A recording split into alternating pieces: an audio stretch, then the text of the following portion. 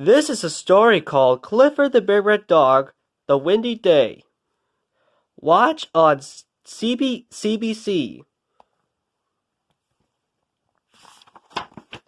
Hi, I'm Emily Elizabeth, and this is Clifford, my big red dog. Clifford always tries his best to make me happy.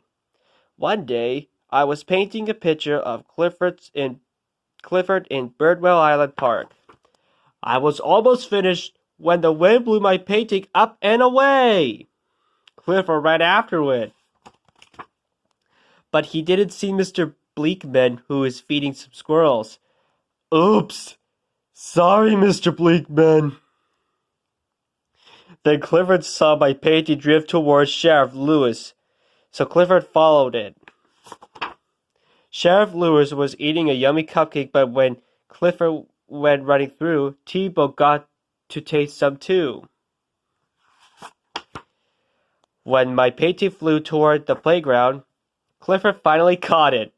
He was so excited that he didn't see Jetta. Uh-oh. Again, Clifford was very sorry. I was happy to get my painting back, but everyone else was mad. Clifford should look where he's going. He's making a mess. Clifford didn't mean to cause trouble. He just wanted to get my painting for me. I took Clifford to the pier, where Charlie was selling lemonade. Suddenly, it got very, very windy. Everyone gathered on the pier. What's going on? We wondered. Then we looked toward the sea. It was a tornado. And it was heading toward Birdwell Island. What are we going to do? We cried.